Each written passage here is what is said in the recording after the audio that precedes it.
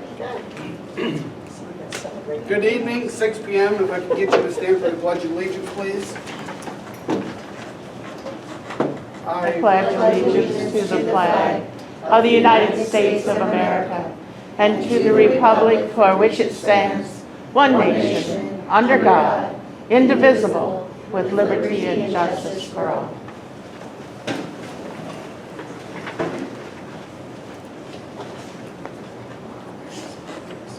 We'll move on to number 3. Have you had a chance to take a look at the agenda? If so, we're going to need a motion to approve that. I'll make a motion to approve the agenda as is. I'll second. Any other discussion? All in favor? Aye. Opposed? Motion passed. Move on to number 4, approve the minutes of May 1st and 15th, 2023 meetings. So 4A is motion to approve the minutes. I'll motion to approve minutes of May 1st and 15th, 2023 meetings. I'll second it. Any other discussion? All in favor? Aye. Opposed? Motion passed. Number 5, alderman interviews if needed. Don't look like we need that, so we'll move on. Community Center Golf Course, Kelsey and Landon. If you could give us some updates, Landon, that'd be great.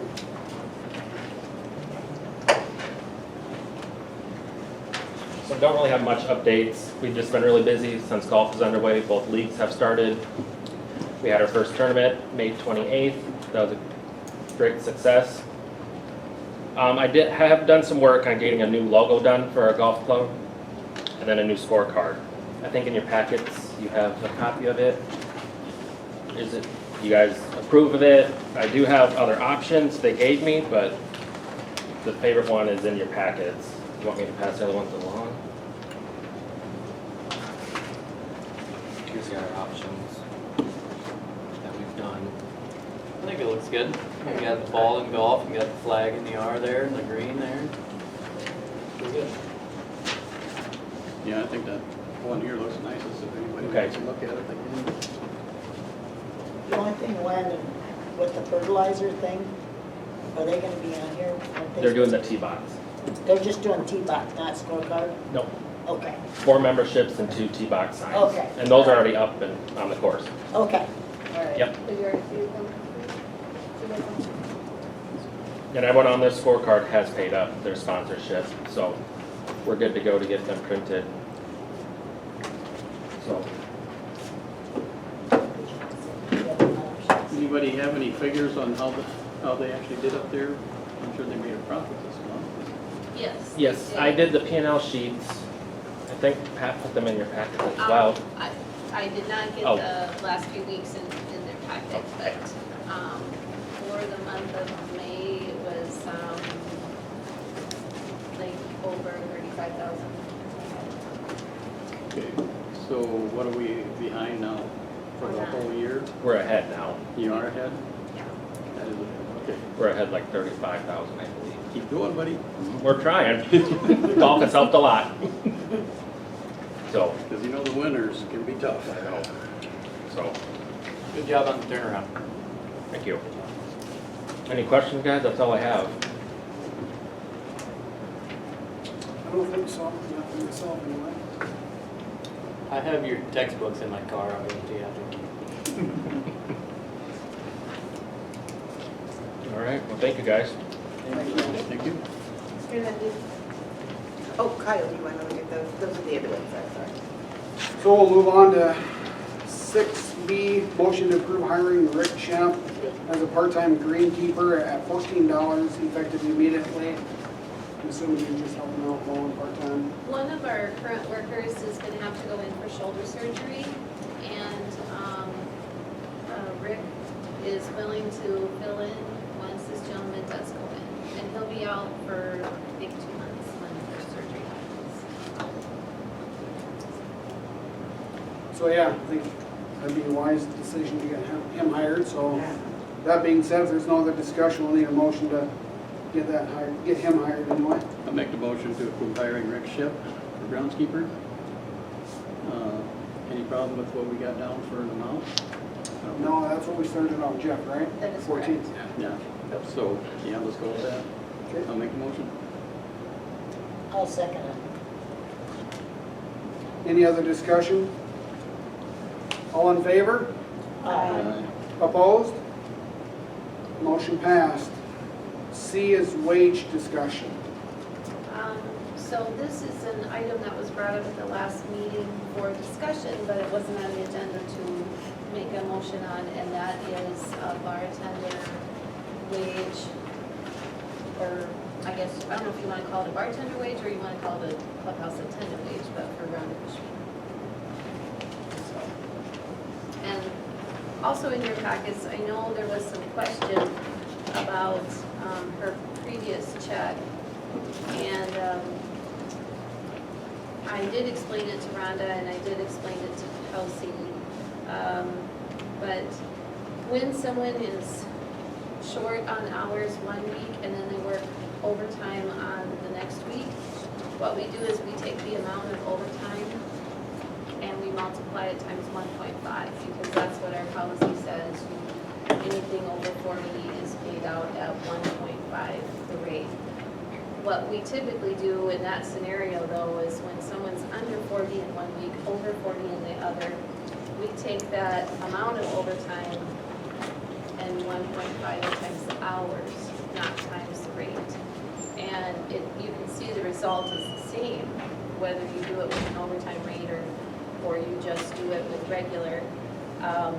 And that's what we call comp.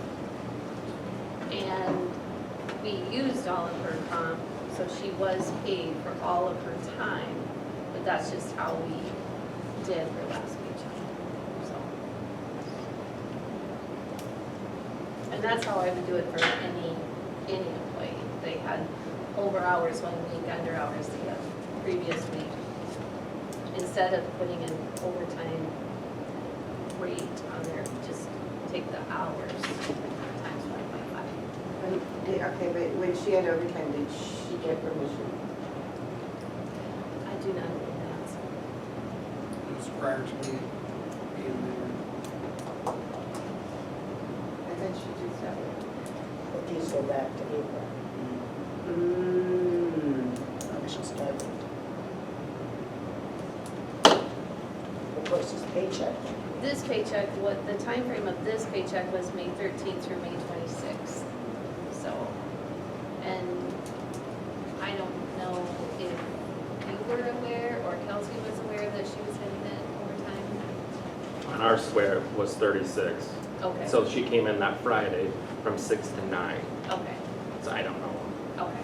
So either something happened and people stayed later.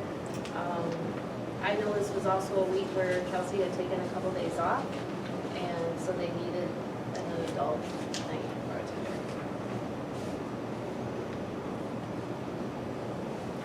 Kelsey did make me a spreadsheet because of Ronnie's concern, and I showed that today too.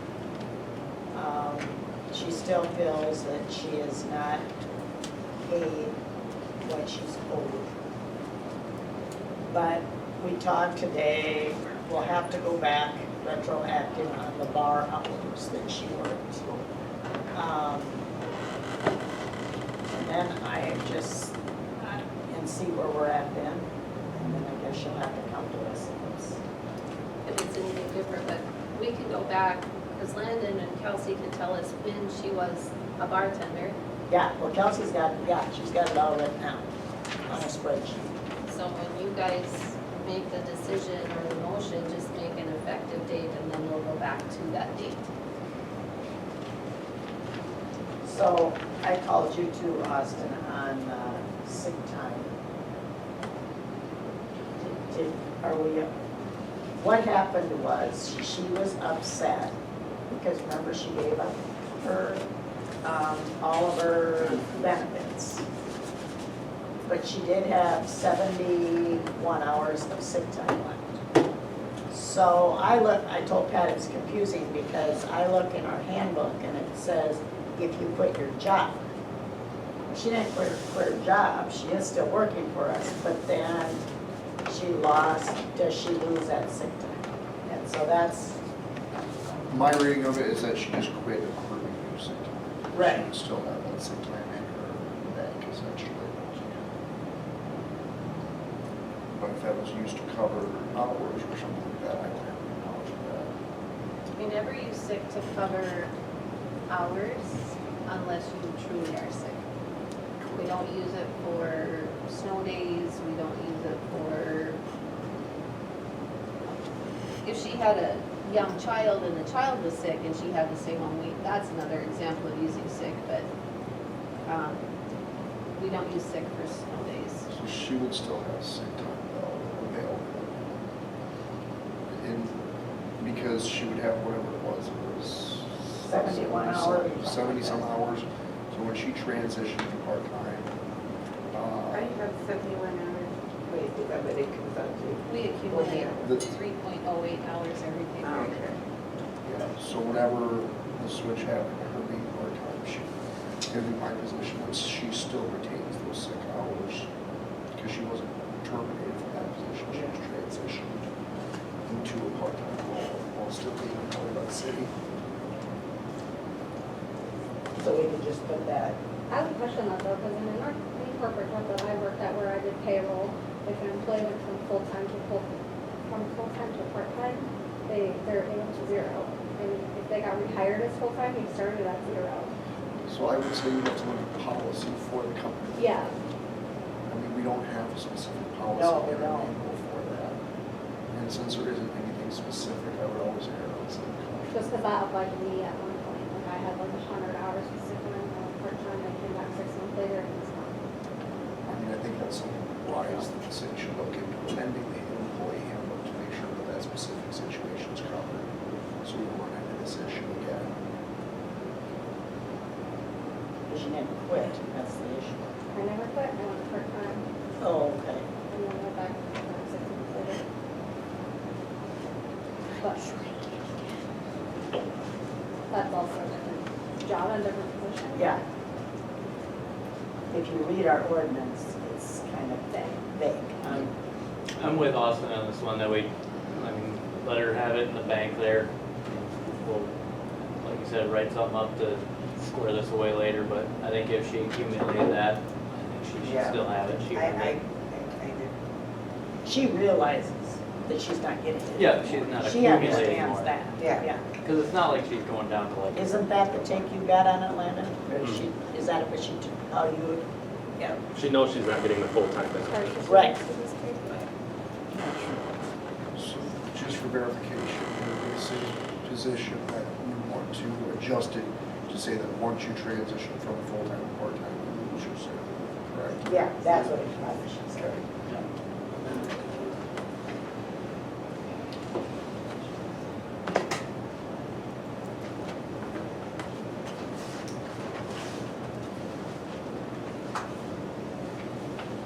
Sorry, back to the wage for the different positions. On the sheet, it says 13.50, 11, and then 9 something. What are those three again? If you're the bartender, it's 11, correct? I believe, isn't that what it says on there? And if you are the clubhouse attendant, I believe it's 13.50. And That that's means certain. they, and then, because they're the only adult, basically. And like today, the person that was there all day, even though it's closed, does the golf course stuff. What else do they do, Landon? Attendance the- is more than a bartender. Yeah. Check-in golfers. But they can also bartend. They do kind of, and then they can also cook.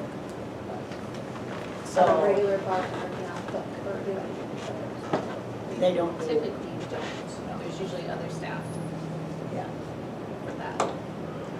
Bartenders are usually basically on the weekend, correct, Landon? Mhm. During the week, there's not really usually. Rhonda's only gonna do bar Saturday nights. Right. And she's no longer, Rhonda is no longer doing Mondays like she was, until Callie Reed got out of teaching. But she gets the 13 already, Callie.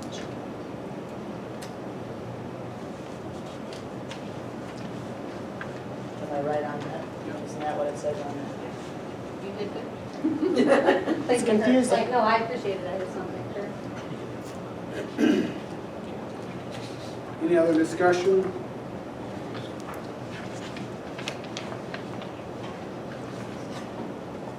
So how we're gonna leave it is she will still have it in the bank. That's the final decision. But from here on out, it will be amended that they will lose it once they go from full-time to part-time. Yep. So do you need a motion on the wage? Can it be a blank? Not just her? So anybody, can the motion be that, not just her? When they're bartender, they're $11. When they're golf course attendant, they're $13.50. So how does that work with Mike Croy? What's that? How does that work with Mike Croy on Sundays then? He's clubhouse attendant. Should he be getting his kitchen wage? Or should he drop down to $13.50 like the rest? Probably. And should drop down $13.50. Because kind of like Just a Rhonda, thought. she's going up, whatever she's doing, up or down. Yeah, I would say, I think make it black and white. You know, Yeah. drop it down to $13.50 on the Sundays, regardless who's working. does that work? Is there a job description if we were to hire a bartender or golf course attendant? Yes. So then that would be the wage applied to that. If somebody chooses to do that position, they'd get that wage. So if he's choosing to be a cook, then he'd get whatever that wage is. If he's choosing to work a shift as a golf course attendant, he'd get that wage. Yeah.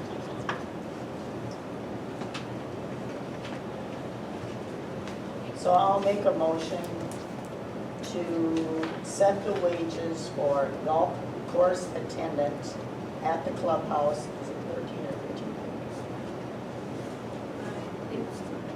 I think it's 13.50. 1350. Or at $13.50, and if they are the bar, in charge of the bar, they will get 11.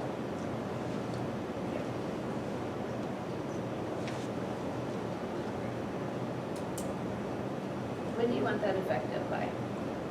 I'd say we'd have to go back to make this right. Is that correct? Make that right? So I'd have to go back to, what's the first date? 29. From retroactive 4/29/23. Can we retroactive it? Because we can't take money away from the cook. I wouldn't take money away, but I will add just on those, yes. $4.29. I think that's what's on there, right? Does that make sense, Lyman? So Darla has made a motion to set wages for the clubhouse at $13.50, or clubhouse attendant at $13.50, and the bar wage is $11 an hour, retro back to $4.29. I'll second it. Any other discussion? All in favor? Aye. Opposed? Motion passed. Number 7, public input. I have public input. Okay, on the recent discussion that you guys were just talking about, one, I would suggest a waiver on this, what you're gonna have. So she signs off that she understands that she gets this amount of money, and you have that waiver dated and signed. The other thing I would suggest is bartender, greenskeeper, whatever, assign job numbers to them. And if you have to, when they punch in at 0 whatever for bartending. When they leave that, they punch out. If they become anything else during that same shift period, they punch in again under that code, or the code that covers that. If they're wait staff, or if they're cooking or whatever, go under that, so that you have, it's on the clock that this is going on. That way you don't lose track of it. Because I had to do that way back in the day. The time clocks didn't work that way. I had to enter a number on my time card. I spent this time from 6 o'clock in the evening to 8 o'clock in the evening running a certain machine. Then at 8 o'clock to 10 o'clock, I punched in on another number because I got moved from another machine. That's the easiest way to keep track of it, and everybody understands it. It isn't left up into the cloud for whichever way the wind's blowing. It covers your I butts, think they're doing that. it covers your butts, and it covers others, because we've had this thing where it had to do with folks that didn't get overtime. And police officer didn't get it, but administration got. And the difference between the two was about $14,000 that were owed. The police officer got $2,000 because he pushed back on it, and the administrative person got $4,880. That you have an audit, and that could get you in trouble. The other thing is speaking of audits, the person that was just has 10 counts against an alleged faux pas as far as accounting goes. Did that person ever oversee the audit of the city books? If they did, I suggest a fiscal or a financial audit, a fiscal forensics. There we go. It was an F word. It was a safe F word. A forensic thing. I want to talk about streaming the meeting. Has that gone into? Are we working on that still, I or? would need to figure out what camera, I would need to get some kind of equipment to be able to do that. Okay. But Okay. it's in the back of my mind. Okay. Because the thing is that we no longer have Gordon here, and I'm going to be hit and miss. So, and people want to know. They want transparency. Speaking of transparency, how's the lawsuit going? That's the same thing, I've talked to him still. Okay. There's some other parts that need to occur for the ending of the Okay. The question I'm going to ask, does that have any relationship to the fairgrounds? I can't speak. You can't speak to that? Can you hint? Okay. Now, one thing, some of you are new and stuff, and when things change over from a mayor or whatever, what the process is, what does the mayor have access to?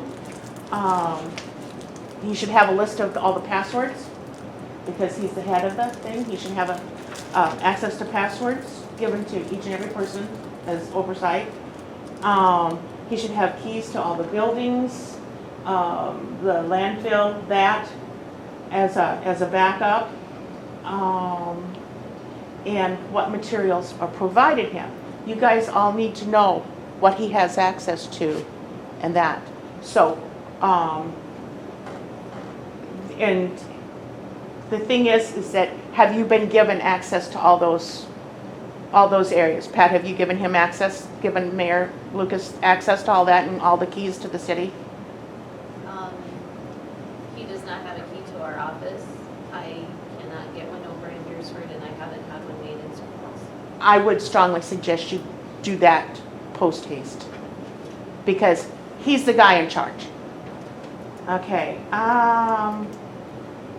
and anything else that he asks for, he's the boss. The other thing is that it may be advisable for the mayor to have a list of all contacts between the finance office and any vendors of the city, that he knows who the finance office is talking to, and this. I had done a deep dive on Spirit Lakes things, and I came up with some things that there was a what do they call it in legal? A conflict of interest. And so you need to know, and the good people of Alcester would kind of like a heads up too. We want transparency, not with a shuttered veil of Shagundala. So I think that's everything. Thank you. Thank you. Any other public input? Jared? Got a couple minutes? Yeah. So, Just a quick few updates from the HRC. So first, I just wanted to thank you guys for your decision at last meeting on selling the lots to the HRC and then providing those utilities. So that's going to be a big thing. Just to give you an update on that, we're ready with 505 to get that purchase done. 204, we're waiting. That would be the small one down south. We're waiting on a few more estimates to come in. Part of the purchase or the donation is going to involve clearing that lot. So we're waiting to kind of finish up a little bit of that. As far as like the closing, are you guys okay if we just use a standard RSAE purchase agreement and we prep that? And do you want the title company to close or attorney's office? And then the other thing with that, there'll need to be a resolution on who's going to be signing on behalf of the city. So usually the title company will need a resolution or just even a next circuit meeting. So I don't know if that was in last meeting or not, but It was not, because I did not know we needed that. So. and that's usually what's every lot we closed on, they've needed just like an excerpt. I've got a form, but I guess Could we do the closing at Freeber's office? it doesn't matter where we do it. That's It's fine. just a matter of preference. Yeah. Yeah, and then I just think we'll have a resolution. So, Okay. All right. Got a chance just this afternoon to just briefly look at the housing study. The industrial board forwarded that on to me. So, quick question for the board here is, how do you guys plan to use that? Have you had a chance to look at it? Any initial thoughts? Well, I've looked at it myself, and I think we're in need of the housing. It's just how it's going to happen, Yeah. you know.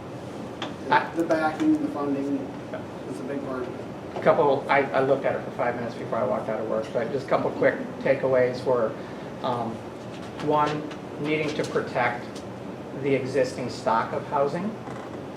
And I think, because we do have a good stock of existing housing. And the second, the need. There's a need for single family. And then obviously retirement type housing, big shortage of that. The other big takeaway I had was that in any of these projects, it's going to take some, unfortunately, subsidizing, through HRC, the industrial board, the city, to get some of this stuff done. And so that's kind of where we're coming with the HRC, with the lot donation. Obviously, the city's stepping in and helping with some of the infrastructure, helps us get to that kind of price point where we can afford that. So anyway, probably can talk about that more in the future. The other thing I wanted to, and I missed Landon's update, and so my question for the golf course clubhouse, did I miss it? Was there any financial information? Where are we at year-to-date profit and loss with that entity? 35,000 ahead. 35,000 ahead. Okay. So as I wanted to suggest something as far as that goes. I know that last year obviously was a pretty dismal year, the startup year. I don't remember exactly what that number was, but would there be any value to creating like a dashboard or a visual management board that would have some of the key performance indicators on there? The reason I bring this up is former life as a manager at Pellet Corporation. A lot of companies are using, I'm just going to quick throw a couple sheets, I didn't print out enough. A lot of companies are using these: hospitality, manufacturing, hospitals, banks. Sorry, I didn't print out enough. Basically what it is you determine what your key performance indicators are, right? The concept is that if you don't measure it, you can't improve it, correct? The other concept is it needs to be visual and useful information for the managers, for the city council to look at. So just for an example, what are we measuring today? What are we measuring at the clubhouse? Is it just a P&L, or are there other key performance indicators? Like, what's important to get us profitably? And the reason why I bring this up is, it's great to hear that we're year-to-date profitable. Obviously, we've got some slow months to go through too. because the lights are still on. But what else are we measuring? What are our metrics other than P&L? What drives that profitability? One of the things I look at when we get the daily report is how many new customers are we seeing. Now what that tells us every night is, it tells us how many transactions were processed and how many were existing customers and how many were new. So that's something I look at when I look at that report. And it's always good when they see a large number of new patrons.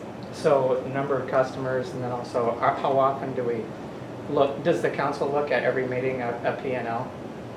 I wouldn't say every meeting, but quite a bit, we get this at a glance sheet. At a glance sheet, yeah. So in a sense, to just give you just a quick, my time at Pella Corporation was a Fortune 100 company, used Toyota production systems, but every couple mornings, plant management staff would come out and we would have this board with all these key indicators on some of what your at glance is, except it was on a board, and everything from safety, quality, productivity was all put on this board. And what it was we were below the metric, whatever that might be. It might be the monthly P&L or the daily. If we didn't hit our target, there was then needed to be a countermeasure and somebody responsible for it.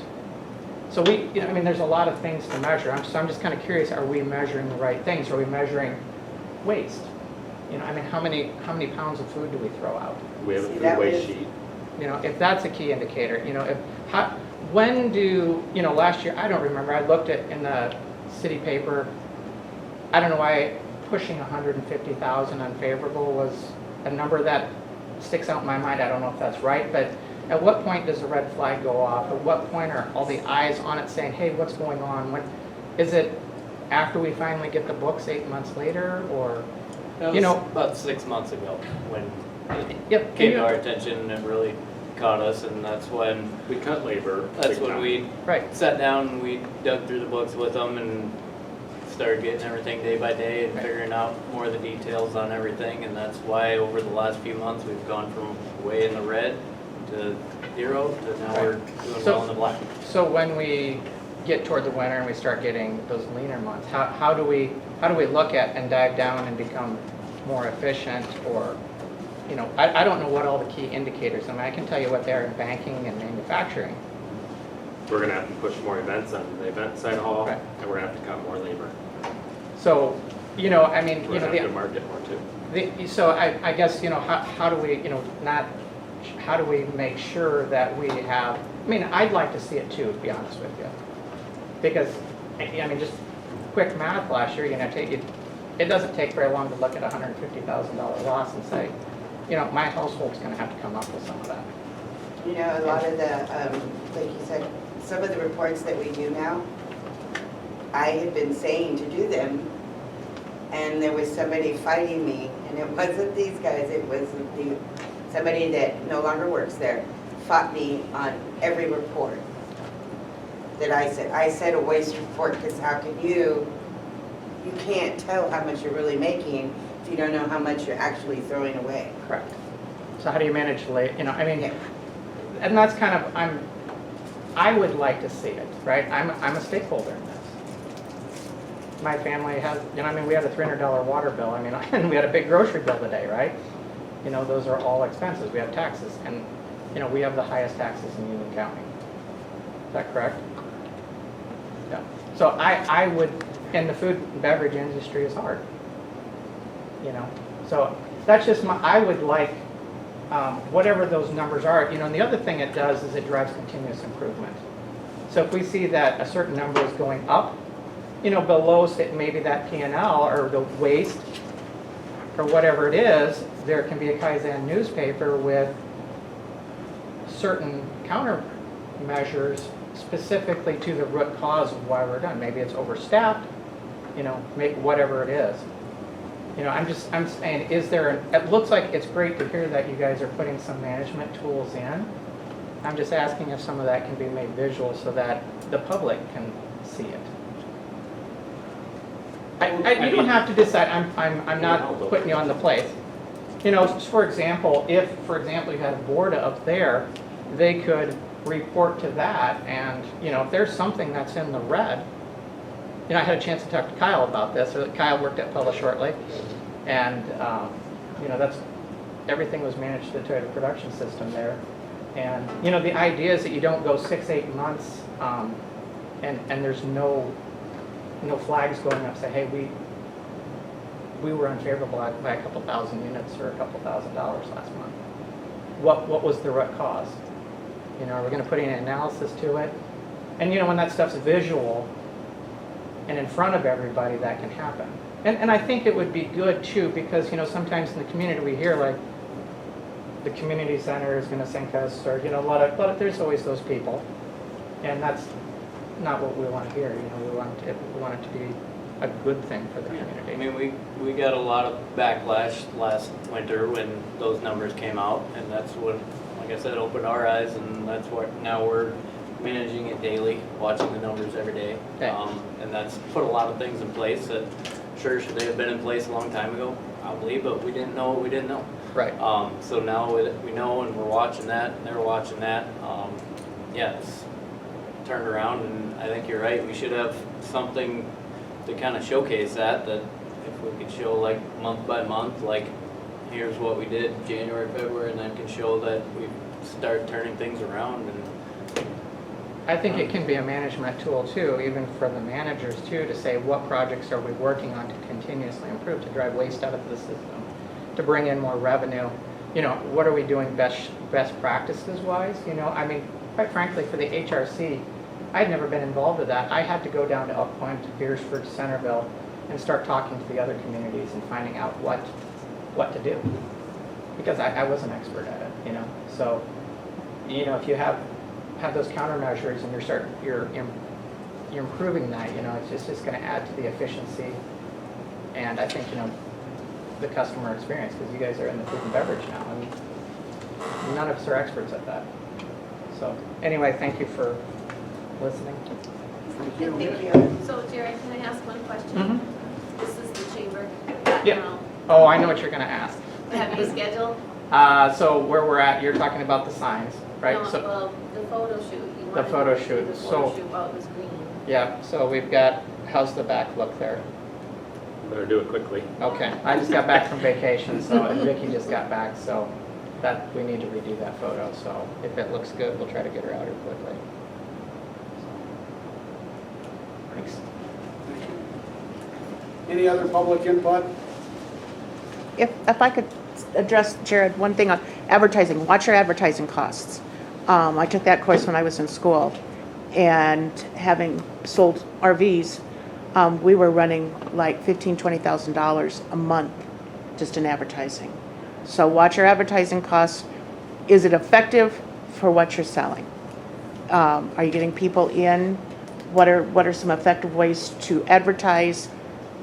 Word of mouth is good, but you got to put it in, and is it worth what you're spending on the advertising? Radio, TV advertising is very expensive. Newspapers, there's a cost.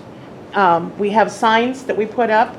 One of the rules of thumb on if you put a billboard up, you got to put it up big enough so that somebody driving by 35 miles an hour can read it.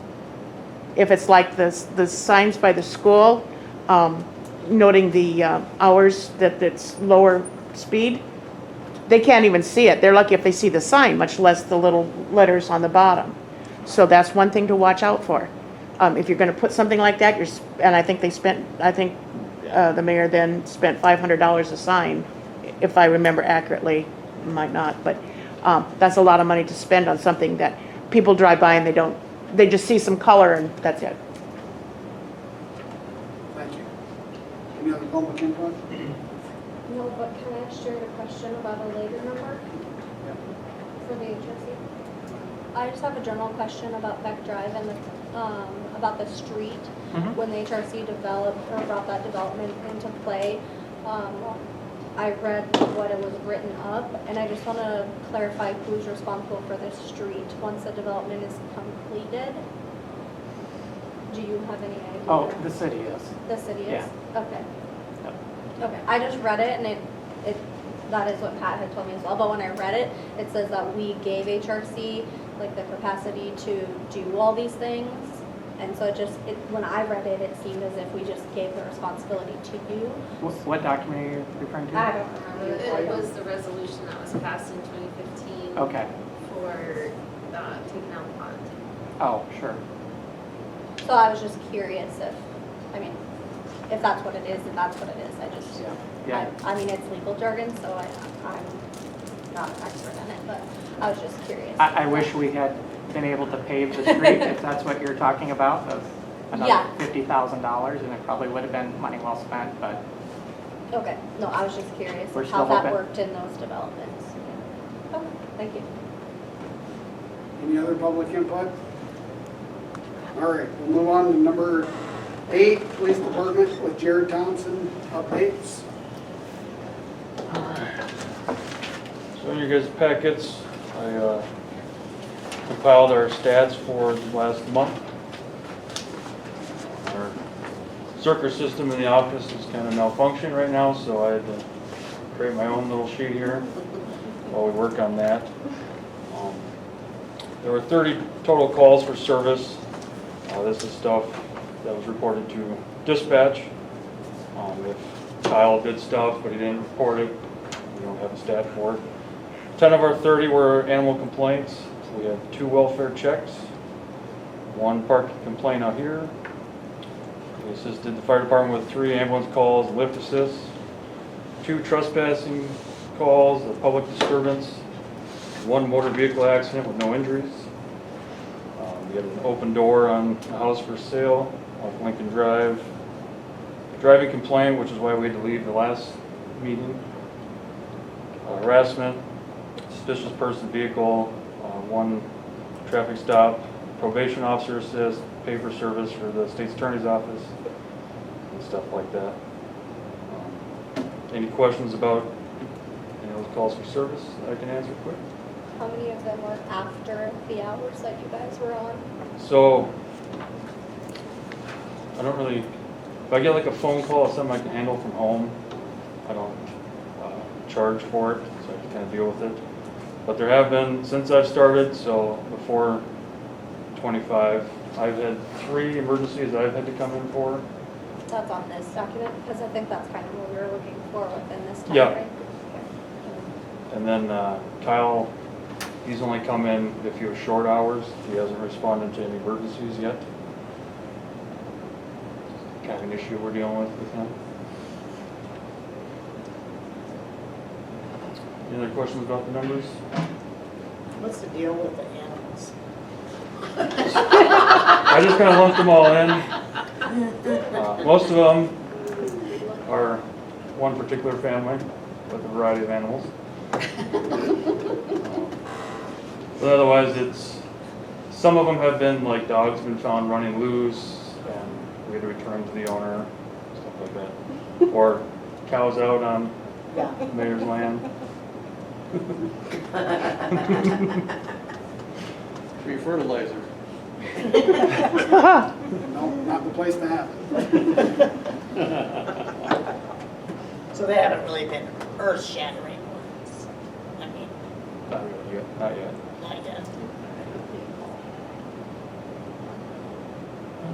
So then, moving on, slow moving vehicle, the signs. They do have some available now for purchase. What are they, $5?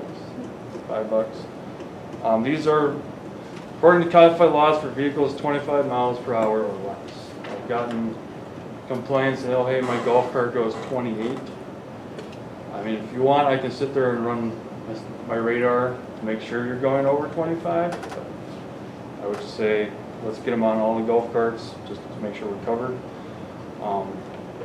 Some of the things we've been seeing so far is the license plates, and some of the cars with darts that do have the signs are not mounting in a visible location. So they throw their golf bags on and it blocks the plate and the sign, which does no good. And then we're going to start enforcing the slow moving vehicle placards on the 19th. give everyone 2 weeks. Jared, can I quick ask you a question? So like lawnmowers? Anything going under 25 technically, it's just, My kids drive across town and yeah, if it's something slow, you want the visible sign, just so, I mean, everyone in town is pretty much aware. It's gonna be lawnmowers, golf carts, but just to make sure everyone's aware that this thing moves slow. Any questions about that? How about age for golf carts? Age, technically, in the codified law, it's 12, but I think we have it as, you have to have a license in the city.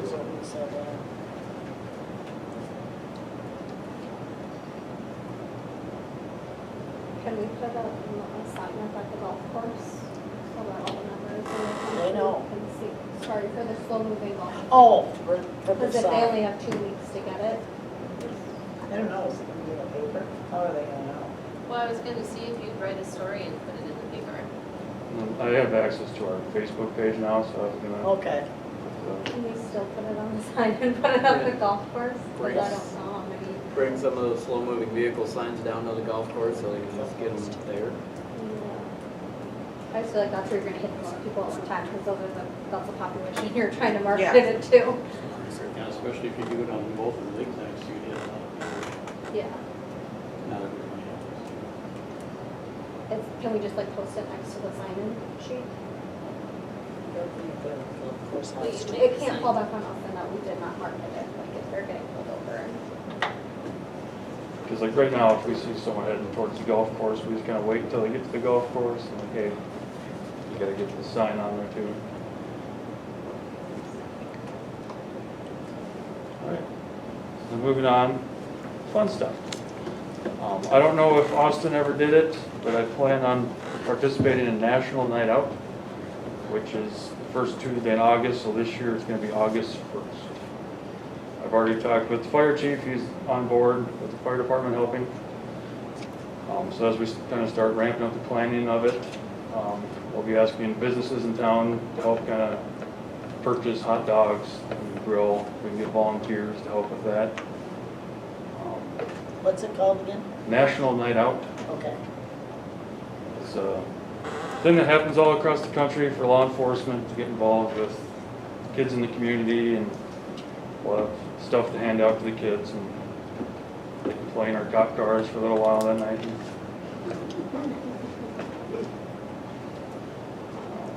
Yeah. Play with the sirens, they love that. Okay. And the lights. And then in terms of hiring, I know Jeff Conrad we're not discussing tonight. And then there's John Krebs, who worked for Austin. I don't think he actually ever worked a shift, but he's gonna be more of a part-time investigation help for us. If we get a big case, he can come down, otherwise we can give him a phone call if we hit a dead end and he has some ideas based on his experience. And then he's also gonna help us out with the county fair. Other than that, it's hard to recruit because we have some of the lowest officer pay in the county. So even Isaac, who we hired, I don't know if it was the last meeting or whatnot, he got a part-time job with Elk Point, who was unionized. So we can't compete with those wages, so he hasn't even come in to fill an application for us. And then even Colton, who works in Beersford, he got a part-time gig with Turner County, paying over $20 an hour, so we can't really count on him to work many hours either. So, between Krebs and Conrad, that's pretty much all I can get for part-time help. Where's John out of? He worked for Beersford, I know. He currently resides up in Watertown because he works security now. I think Lucas mentioned he might have worked for Haywarden before. I know there's a Fred's over there. So that's what I was wondering.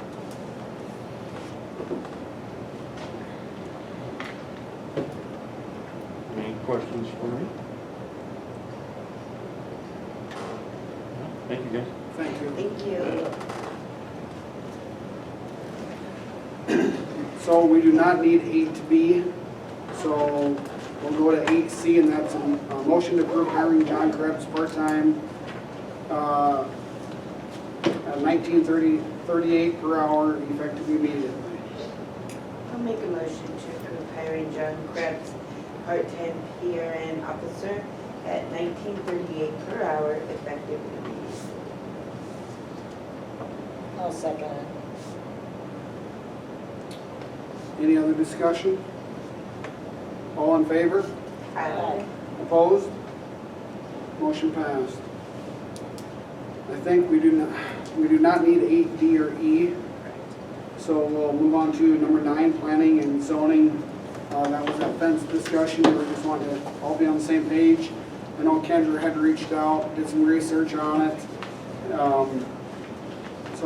We talked about this at the last meeting. And so if you want to talk about it, go ahead, Kendra. Yeah, so I did reach out to Sioux Falls first, just to see, obviously they have the highest population, so they have a lot of marketing so that they can field their phone calls. That's the brochure that I sent to Pat that was included in everything. They have nothing about it being on the property line.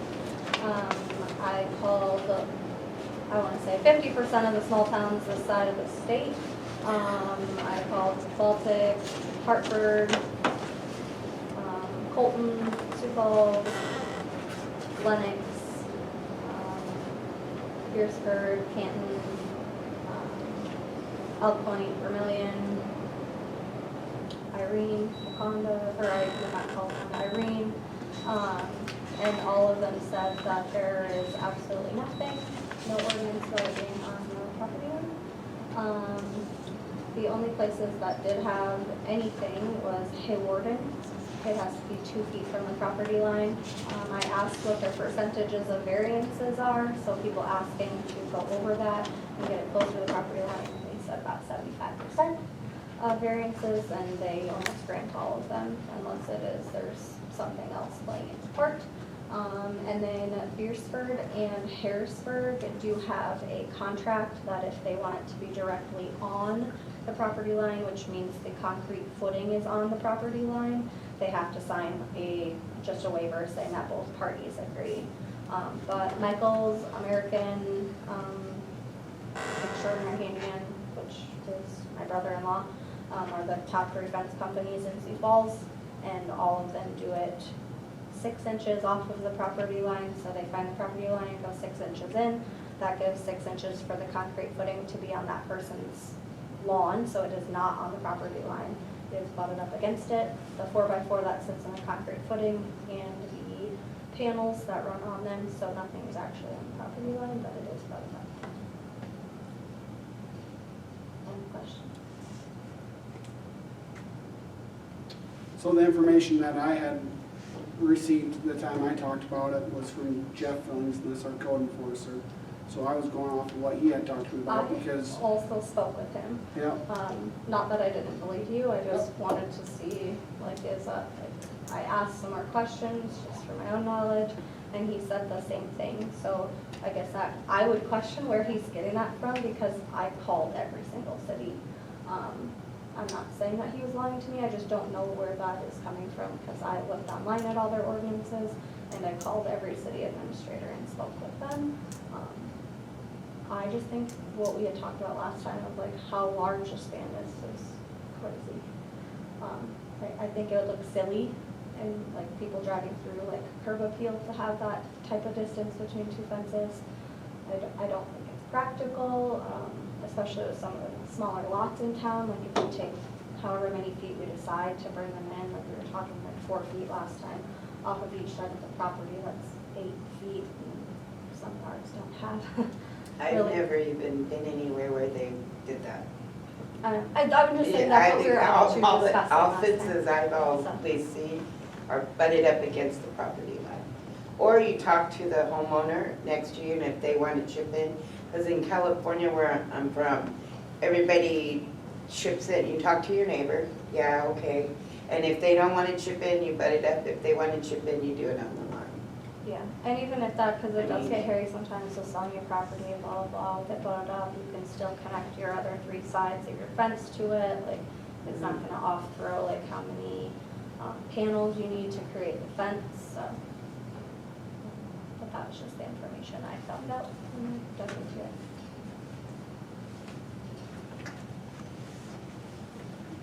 Any other discussion on it?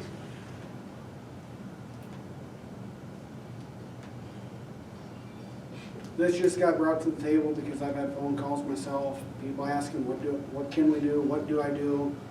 And What, okay, because I had missed a meeting, and I don't understand what the problem that generated it. there is no problem. The problem, the question that I get when people call is, hey, they say, hey, Lucas, we're here to put in a fence, we'd like to do this, do that. Can we go right on the property line, or are we supposed to stay back? Well, Pat always told me she recommended staying back 18 to 24 inches, so then you work on your property to put it on. Is that right, Pat? That's what you told me. So then I would be telling that to people, and they said, well, geez, I don't want to stay back that far. Well, I need to know, so then it's black and white if somebody comes in to get a building permit, because I don't want to give somebody false information Right. myself, Because so. more and more fences have it. That's- Up in that's our right. area, there's a lot more fences than there used to be. Yeah, I don't see, I mean, if you talk to your neighbor and say, hey, I'm putting a fence up, I don't understand why anybody would have a problem. But even if they disagree, you can still put it up to your property. because Right. nothing's touched.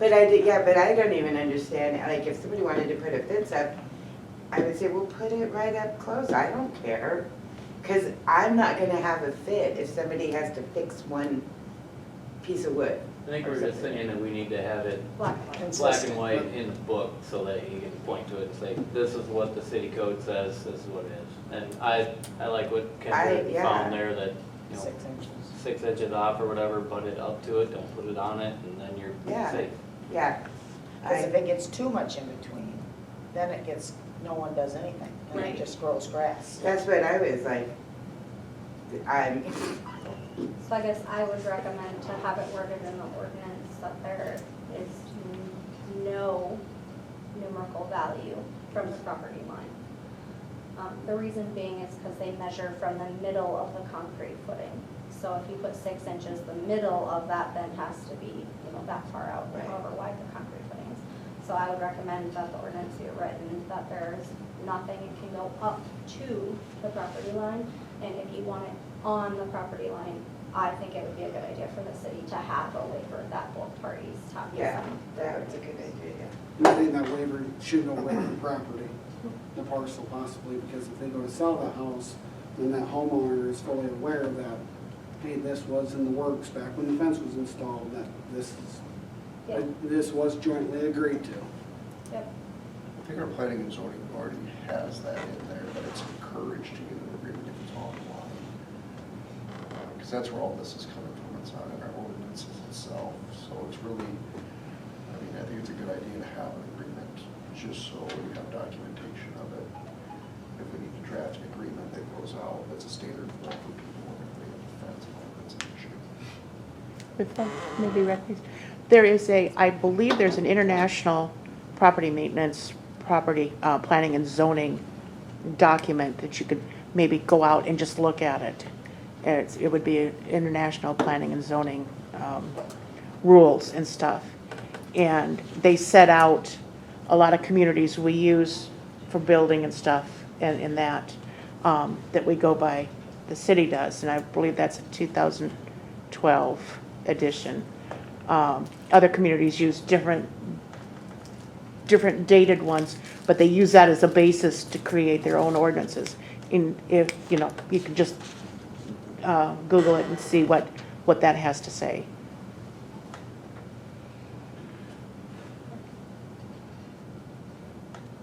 I guess that would just be my opinion, if it's gonna be on the property line to have that. I don't think there's any reason to have it if it's not, because we don't sign waivers for anything we do on our property otherwise.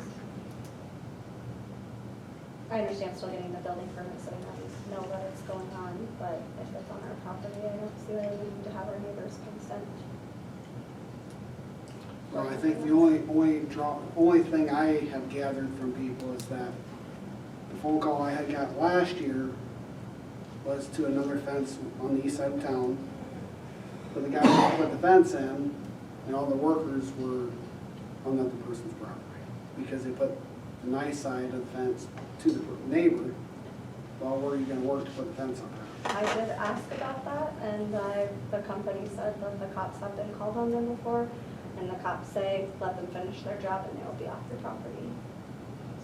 It's on their property, like the fence is, so, like, let them finish their 4 hours of work and it'll be done.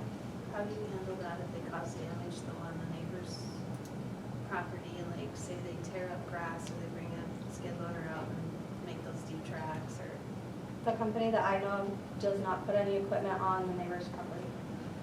It is all. And if anything, it's just gonna be a civil lawsuit between neighbors. And it is listed It's just, on the city of Sioux Falls that anything that happens to the fence, like in the future, if there's an argument, it's all civil. Nothing goes back to the city. I think we just have something black and white. We'll just move forward with that. Vendor, if you want to make a motion. Do we need a motion to write the ordinance, or can you no, I just? think we can just draft an ordinance and do it at the next meeting. Okay. Okay. Any other discussion? Jared? Just a quick question. So if you're going to do an agreement between the two lot owners, does that need to be recorded? I mean, if they're going to put the fence right on the lot line, does that need, and you have this agreement, what happens to that agreement? Where does it get recorded to the titles? It should if it's going to go with the parcel. I mean, because if the house gets sold, the new owner says, I don't like it, it needs to get out. You know, I mean, how does that get handled? Well, there's gonna be constructive notice regardless that there's a fence on the property line because it's a visible fence. It probably should get recorded. I can ask. And I can ask. There's only 2 cities that have it. Well, and I know they have something in Georgeford as well, so let me talk to Tom. There's Beersford and Harrisburg were the only 2 cities that have that agreement if it's on the property. Let me talk to Tom tomorrow. Figure that out. He'll know a lot better than I do. Thank you, Jared. Any other discussion? All right, we'll move on to number 10, snow removal and repairs. This was brought up at last meeting also about mailboxes, the post getting sheared off due to just removing snow off the streets. Some of them may have gotten snapped off from the snowplow hitting them. Some of it could have been to the force of the snow as the snow is getting winged onto the property. We don't really know, but the discussion last meeting, trying to bring up to speed Cindy, is who is liable for those repairs? Should the city be held accountable for that? The one discussion, I think someone had mentioned, well, what if someone backed into it with a car and snapped it off themselves and blamed it on the city? So that's where this. But we had a lot of snow this year. Well, if they want And to, I did see a messed up mailbox on Broad. I don't know if that's one of them. But I saw it where it was messed up, but there's no way the snowplow was over there. It got pushed back because the snow, and it was an old Post. post. I think it would be a bad precedent for us to start replacing those. I mean, if we have a winter like we had this last winter, if they want their streets clean, the pressure of pushing that snow back is gonna do that on occasion, but. Yeah, Is probably. there I anything can- with the post office, like how far, like where the front of the mailbox can be, like, is it Yep, allowed, they have a, is it like even with the curb, or? no, it's back. It's gotta be behind the Like curb? 18 inches or something. They I have don't it. quote me on that number, but there is a number. They have a handout that they give you. Cause I don't see him having that blade further than the curb, like he'd be taking out Yeah. curbs if the blade is that far over. I can see where snow flies and takes out a mailbox, but Lonnie is running a wing like a county truck would, Mm-hmm. and I have seen it up on people's yards. Okay. So, I mean, it is hard to control it. I'm with Lonnie 100%. You know, the first year is always a little bit tougher to kind of judge how, where it's at.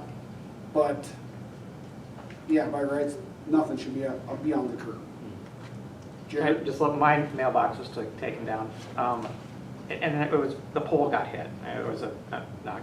I really didn't care that morning. I woke up after a big snow and everything was clean before I even woke up, so I fixed mine. The standard is the front of the mailbox needs to be even with the back of the curb. I got the post office's diagram, but I put a 6x6 in with two 2x10s, so the Steve Sigmund I call it, but. Well, the other ones that got damaged was the fourplex. The mailboxes are fine, but both posts were damaged. So that's another reason this came to light. I did ask, because I know you do snow removal, but to have another input of somebody who does snow removal, again in Sioux Falls. And they said if something is damaged, like a mailbox or any type of pole, like an ornament or anything like that, that would happen to be within the, close to the curb or that area, if it is either on video that their plows actually hit it, or somebody saw it and you can see like the paint or something like that, like it's very obvious that it was hit by them, they'll repair it. If it is due to just the snow or it's old and something happens, they will not repair it. Well, I could see if the wing actually did it, like you were talking about, I'm trying to, get things figured out, but, if it's the snow just pushing it back, how much snow, that pressure. That's my opinion. Lonnie did bring up a point. He said if he has to put that extra measure of caution, he will not, like Kyle said, he will not go as close to mailboxes. So He then also you're going to expressed have that to me. a mess in front of mailboxes. Yeah, they won't be able to get to their mailboxes, they'll have to go out there with their own snow blower and clean it out or do something. Yeah, because they have to have that cleared out. Yeah, you have to have your mailbox accessible. So So the discussion is, are we going to be paying for anything, or are we just gonna leave it as is? Or are we I gonna am. provide? I don't see, I mean, I don't see how I don't see how we're responsible, especially because I don't know how these mailboxes looked, if they were rotting or, anything. So I wouldn't feel it. Nobody saw what they did. I mean, there was a lot of snow this year. We haven't had this problem before that I know of since I've been here. we have had instances in the past, but a lot of times the homeowner will just fix it, like tear it, and just let it go. Appreciate waking up at 6 in the morning and the snow's gone off the road, so. Yep. Well, most people are, but there's a lot of people that are not. Well, Well, no matter what you do, you're not gonna make everybody happy. No, that's true.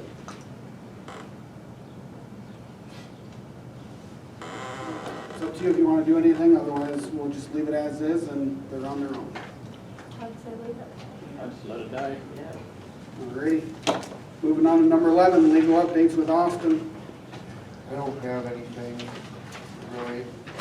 We're gonna discuss the next thing, so that'll probably be the next part. Well, moving on to number 12, fairgrounds. This is the discussion with the, oh, I want to talk about it, sure we can too. So this is what we discussed, correct? Right. So this is the existing fairgrounds. There was an issue with kind of the history of it. I haven't gotten totally to the bottom of it. Essentially with the road, from what I'm understanding. Now you indicated the commission decided what? Okay, I'll kind of Yeah, explain it for yeah, the if other you day. can. Look, I gave you that map, just to bring some of you up to speed. Last year, the elevator wanted to purchase the fairgrounds down here. So we said, in the end, the county said, no, we're not selling, commissioners. So then we thought it was a done deal, got through all that. Then we find out that the elevator wanted to purchase more along this blue up here. They wanted to purchase, oh, yours isn't. There's that long rectangle on Clark Street. See where those trees are? Well, long story short, last year, the railroad, who would never sell it to the fair or Alcester, all of a sudden sold it to the elevator. So legally, that road that the elevator wants, right along those trees, they now own. It was all sold last year. Well, as a fair board, what we had hoped for, because they want, in that rectangle, they wanted more land surplus. The fairgrounds is a mess, because part of it's owned by the city, part of it's owned by the county, part of it's owned by the railroad. So after they bought basically that road along the tree line, they wanted a little bit more land, and they wanted, the county had bought that, and they wanted it surplused. So the commissioners voted 2-2, and then it was a tie, so the head commissioner had to vote, and he voted to surplus it. Well, long story short, we found out that that commissioner also had a share in the elevator. So that was a conflict of interest. So at Fair Board last time, it was a big discussion. And both commissioners were there, and they both got royally pounced on. One for it, one against it. So they encouraged us to go to the commissioners' meeting, which was last week. So the president of the Fair Board went and spoke on behalf of the fair kids, that we should not surplus that. So then the commissioner stopped us and he said, thank you so much for your input. There was 4 of us there. But they had voted previously, they were in executive session when we got there. And they voted 2-2, again, 1 to surplus, 1 not to surplus, but the head gentleman could not vote. So it is dismissed. So we did not surplus that road. So that's what's there. But why I called Austin was, in our paperwork, it said the city had Clark Street. You can't sell a street. So after the commissioners meeting, they sent me to the office, the Register of Deeds, is that what she is, Katie? And Katie said, Darla, you got a problem. It might be in your paperwork, but it's not sent down here. Nothing in the paperwork since 1980 has been ever sent to Elk Point that any of this is either the railroads, a street, whatever. And so it's sold, so it's void, because the elevator already owns it. So we can't declare that anyway, that street. So my concern was, and I talked to Pat today about it, is the street that comes along the side, Iowa Street, is a city street. But if you keep going west on Clark Street, it goes into the elevator, but it also goes to the property of a homeowner. So I asked her today, should we send that, whatever you call it, ordinance or whatever, that agreement down there to protect those people? Because the elevator, or the railroad still owns it. Is that the only access to the property? Yeah. At this point, yes. I mean, highly likely they would be able to get an access easement out of it. That's for the individual homeowner though, because typically they look at the easiest way of access, especially since there's already a road there. I would say it's highly likely that that's where it would be placed. That's kind of their individual issue. However, it turns into a city issue because we've most likely related that homeowner that that's been a city street when was that house built, you know? Well, the people who live in that resident, their parent gave all this land. So it's a family It's thing. probably If- 50+ years old. Yeah. The house. When did they surplus the land? You know, I'm just wondering if there Well, was the an easement. as a railroad part of it. hasn't sold that yet. No. I'm just wondering if when they sold it initially, they had an easement as a part of it when it was surplus. Well, and see, this is what Katie told me. She said, you guys really better look at your easements in Alcester because they're having big trouble in North Sioux City right now. People thought the same thing, that we'd already approved all this, and then they find out it's never been sent to Elk Point, so it's not legal. So I don't know. I mean, I don't know if we have any documentation of that, but if somebody purchases land like that and they don't have notice of an easement or something like that, whether it's actual notice, notice that's at the courthouse or something that you could easily discover, then it's probably not. Now, this property owner is not in city limits. They're in county or Yeah. township. Okay, And we do not plow that street. We okay. have maintenance on it. So I mean, it's a partially the city's issue, but it's, if they're in the country, then. The elevator. It's the elevator's issue, The elevator is the issue. so. A lot happens that we don't know about. And I brought that up at the commissioners meeting. I said, what frustrates me is things happen and we don't know anything about it. Like we look at all the gravel and stuff we put on that road and made it so they could go down that. And now it's not. It was like sold out with I under. mean, we wouldn't have records from 40 years ago, that would be by any chance.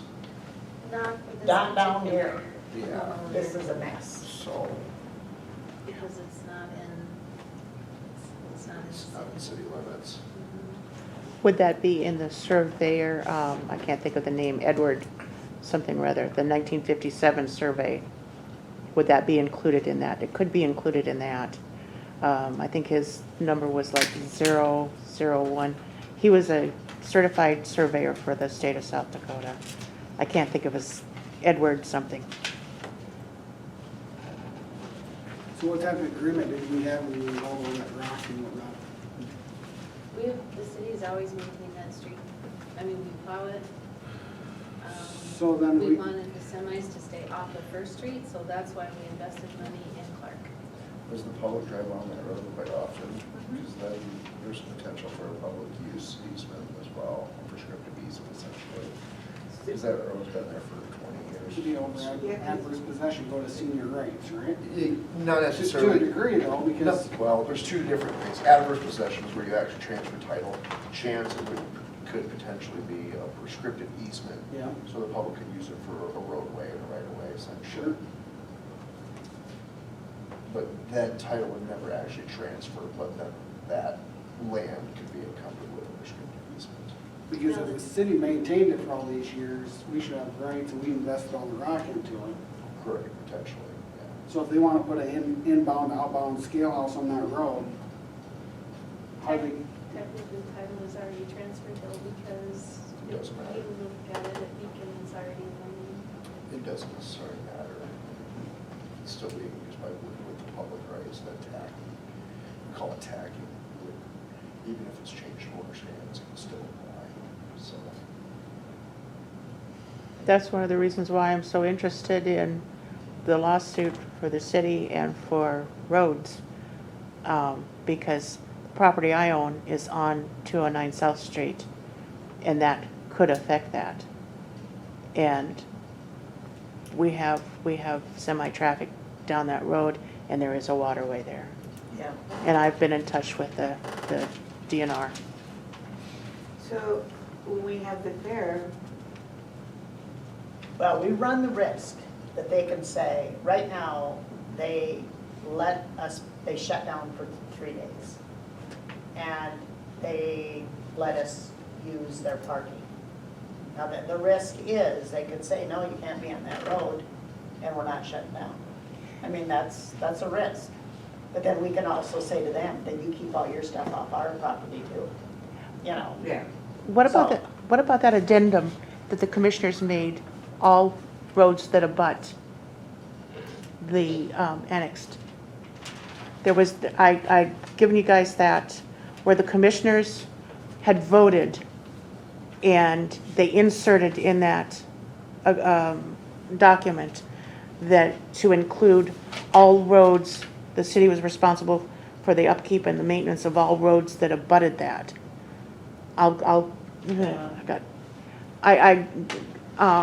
It was an addendum. It's like meet and greet down there. It is so Yeah, complicated. it was an addendum that the commissioners, the county commissioners put in, that the city had, anything that abutted was considered the city's responsibility. So if whatever the commissioners did with regard to any sale or any transfer, that affected it, and that's why I drew it to your attention, that, because your copy didn't have that addendum in it. No. And it was an ordinance, I'd have to go back and look it up. But it did make that reference, because the reason why I said that is because any culverts, because that road originally was split up the middle. Half went west or half was city and half was township or county. And that was the way it was for a long time. Well, then when Alcester annexed that in, Iowa came clear down to 209, I believe, 209th Street. And then the commissioners put that addendum into that ordinance, or what, it was an ordinance that they did. I'll have to go back and pull the ordinance. But anyhow, they put that addendum in there. And that was voted on by the commissioners, and I'm assuming it went into statute or to ordinance. So, but it does affect the city to any, like I said, if those two culverts would fail, possibly the city might be on the hook for those two culverts. But I couldn't figure out why they included roads in that lawsuit, and thus my curiosity, because they're just on the other side of that waterway. Well, the township, what the fair board's concern is, we're getting pushed and pushed, so we'll sell. That's how they feel about it, and I do too. But I talked to someone today, and the road by your business is township. And they said, believe me, we will never sell it to the elevator. So, because what we were saying at Fair Board is, and presented this at the commissioners meeting, is it's gonna cost a lot of money to build a new entrance too. Because then we're gonna have to, and where? You know, so because Talbot's Road isn't a city road, is it? So. There's a section on First Street that goes southbound past Clark's. I noticed that it appears in the picture, and that looks like the elevator either got that, or again, I'm really curious why they're pushing on it. I'm suspicious on, but it went from Clark's, where Clark's are, and it went south, back behind the bins. Yeah. And I gave all that information to the DNR, Christy. I'd have to go back and look at the email, because I emailed her and talked to her, because they're damming up that waterway, and that has a potential for causing problems upstream. So the reason I just told you, I just want you guys to be aware, because like I told them down there, I get tired of not being, you don't know what's going on. And then when you're on the city council, then people come to you about things and then you're clueless. So that's why I wanted you to know this. It's kind of a mess, but right now I think we're in holding, but they were here to get a building permit 1 hour when I was still in commissioners. But haven't been back. So there's certain things they have to, I'm sure, check out. Because I walked that tree line, and in the middle of that tree line, there is flags that say the elevator. So but that must have been that land they owned first, and then now they've added on to it out the rest of the road from the railroad. So, does that make sense to you, It Les? does. It's just kind of a, we'll see what happens thing. I think it's worth being a little proactive to see what they're trying to do. Yeah. So, Well, at the Fair Board meeting, 2 of the farmers were upset because the one Fair Board member said, or the commissioner said, I'm doing this for the farmer. And 2 of the farmers there said, I'm a farmer and I don't care. We need to keep this here. He was very upset, and he's one that went to Elkhorn. There was 4 of us down there. And I think they were surprised to see that we were concerned. But I don't know, there's just too much happening that we don't know why. And if they were to put scales in down there, how's that gonna affect the flow of traffic? On Highway 11, because it will be right off Highway 11 when you turn in. Just where you turn in? But they say it will be fast. I think we're still gonna have to stop to turn, and there's gonna be a lineup. There's a lineup now. So, Well, any other discussion on this topic? If not, we'll move on to number 13, street parking.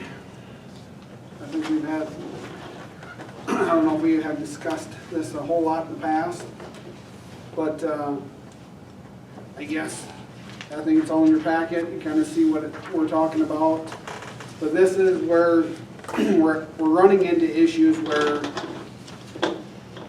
people are parking a trailer on this side of the street, an RV on the other side of the street. I myself am not gonna get the finger for somebody parking, double parking on the street. We can't clean our streets properly, street sweep. We can't plow our streets. I know there's other cities that have an ordinance year-round from 12 a.m. or 2 a.m. to 6 a.m. year-round, no on-street parking. You could come to the city office, get a permit that would state that you could, if you had a construction job going on, the contractor wanted to put the trailer on the street, that'd be one thing. But if anything, we're gonna have to change it where only one side of the street can have parking, one or the other, or we just go away with the on-street parking altogether overnight. Because I see it several places in town, the street sweepers going out and around the vehicles. Well, who's gonna come back and clean that curb and gutter?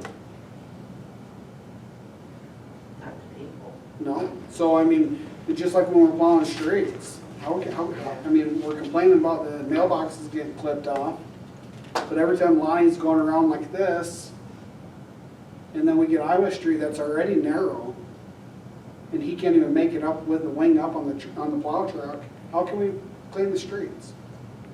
We got officers now that are definitely doing a good job, I feel, and they're hopefully can enforce the on-street parking when we have the snow, but we have to do something because, I'm getting a lot of phone calls over the double parking on the streets. Who enforces this ordinance? Well, it's in the city handbook right now, right? Well, this is an ordinance It's an ordinance, yeah. that you can't park for over 48 hours, so who enforces? Well, I gave you, so this is what it was. Chapter 7.05. Yep, and then in 2021, in December, it was modified. Yeah. So that from October 1st through May 15th, it was the 48 hours, but from May 16th through September 30th, you could park travel trailers, For any- whatever. Period of time? What's that? For any period of time.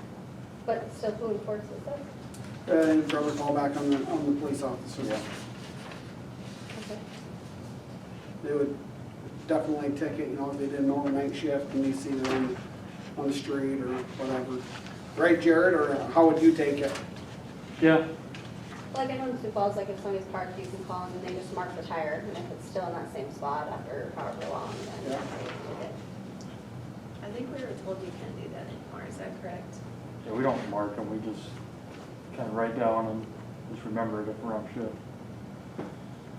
Some of those trailers are plugged into the house too, so they've And I'm got just talking power. about a regular trailer, because there was a trailer on Yeah. my street that was in the same position for like a month, and it Yeah. was in this time So you're saying this one, this chapter 7.05, that's what it used to be? That was what. And then it got changed. Yes. Why did we dumb it down? Um, This one looked like it was, like, really spelled out everything. But there was, we had issues with somebody, they kept not obeying, and our old police department. But it looks like we got rid of, like, But items, to correct, items A through I are still in effect. oh, okay, it's just section It's J. just J was modified. Okay. Yeah, Yeah. so those other items, you They're can't still park there. Okay. across the sidewalk, and you can't park, you know, blocking a driveway or a fire hydrant. Those are all still enforceable. All right.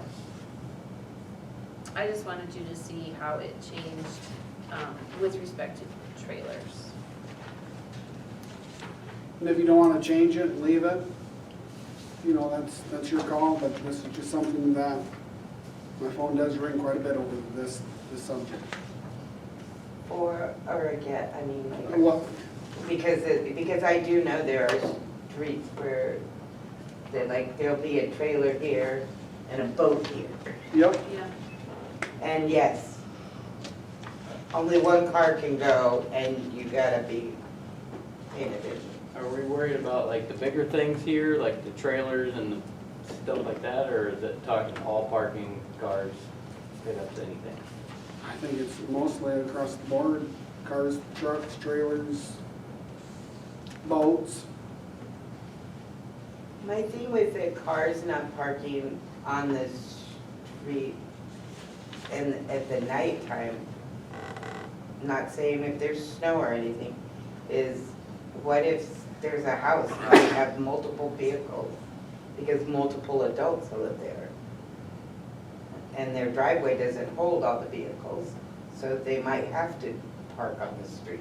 They do something in the wintertime, I guess. In the wintertime, yeah, because I do know where they park in the wintertime, on their grass. And we're not allowed to park, I think there's an ordinance, you can't park on your grass in the front yard. It's got to be some sort of surface, whether it's rocks or gravel or concrete or asphalt. It can be in the backyard as well, that same way. Oh, they can't park there? No, Oh, because I've had those trailers by me. They have 2 trailers in their backyard. But they don't have a driveway. They don't have a garage. Did you legally do This, this kind of stuff, like Yeah. cars and that? yeah, absolutely, yeah. You control your streets, I mean, I'm just thinking, there's so many other cities that have like one side of the parking, where you can only park on one side of the street. As narrow as a lot of our streets are, that probably wouldn't be a totally bad idea. Yeah, that I can, on one side, I would go for that, because, So in Iowa City, they used to alternate, like you could park on this side of the street one night, like Monday, Wednesday, Friday, the other 4 nights or whatever, you parked on the opposite side of the street. That kind of gets it, I think that gets it so you can clean one side of the street at least, and then on the next night or whatever, do the other side if needed, or just so that we're not taking all parking away all the time. All Abigail? Um, living in Pittsburgh, a lot of the streets had signs that you could not park on that side of the street during specific times, specifically for yeah, street cleaning. for street Like, cleaning, first and third Wednesday, you cannot park on the street. yeah. And that That's how it was was in California. enforceable with towing. So even something like that would be helpful. Well, I had an incident, I don't wanna cause trouble with my neighbor, but it's always parked in my front yard.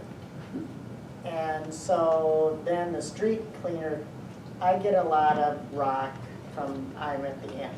So I get a lot of rock from the winter in our lawn. So the circle part is pretty much full of rocks. So if the street sweeper comes, he can't go around that. I'm still gonna have rocks because he can't make that sweep. So I did send a text to Lonnie and I said, when you are gonna do our street, would you let me know? Because I'm gonna go to him and say, could you move your pickup? So, and I did, and he said he would. Well, then Lonnie had trouble at the swimming pool, and so he couldn't do the street. And that's gonna happen, because he does about 6 jobs. So, 2 days later, the pickup's back in front of my house again, and my street still isn't swept. So then I did see him coming, and I texted his wife, and I said, could you please move your pickup? And they did. But I don't want him to make him mad, but it does affect how your streets are cleaned. I mean, because there would have been no way ours would have been, the rocks would have got out if that pickup wasn't moved. So I don't know. And because I understand the problem, I like your idea. But the problem being, we never know what, something It's could too, come up. we can't be, our city guys aren't predictable enough. Right. Because they got too many jobs. That's the hard Yeah. thing with our city guys. I don't know. Your street has really had a lot of cars this last weekend. Haven't you believed this since pool open, all the way down, it's been, and on that trailer, I've noticed that too. So, I don't know. Yeah, and a couple houses down, people moved in and there's probably Oh, a lot of 4 or cars 5 there cars every On the single day. street, yeah. I don't know, one side, maybe? We want to keep our city clean. Yes, So no, I I can tell agree. you, we want to keep it safe. Kids are riding their bikes. They don't need to mop out on, going down the street on the edge and there's gravel and chip seal rock. I mean, let's keep the city clean. That's all I can say. So whatever we have to do, we need to do it. What if we do like Kyle said, alternate? I think that'd be better road maintenance as well, because if you have people parking on one side of the street every single day, like that side of the street is gonna wear faster than parking on every other, so you're gonna have to do more maintenance. The only thing about that is we would need a heck of a lot of signage. Because I'm pretty sure you gotta have that posted on every block on every side.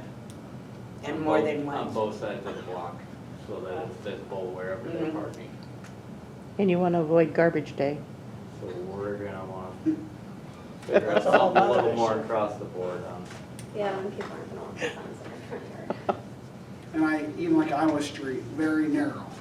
I think it was a year ago, we took it away where they can park on both sides now. Oh, Probably back when we changed the ordinance right here. Yeah. So I mean, you get double parking on Iowa Street, It's pretty. It is skinny. we don't have to make no motion on anything, don't have to decide anything tonight, but it's just something that we need to think about and try to do something about it possibly. Maybe we could ask Lonnie for some suggestions.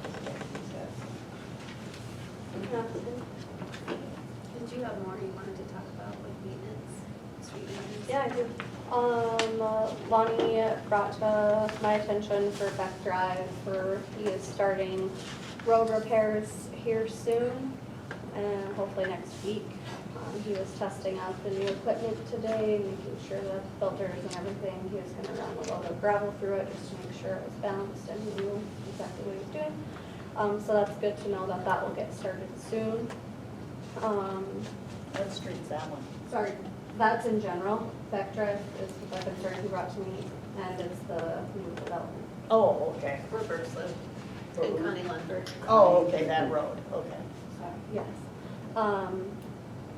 So it is a little bit rough, but myself, I drove over it. I asked Cindy and Carrie for also on the committee with me to drive over it and just see.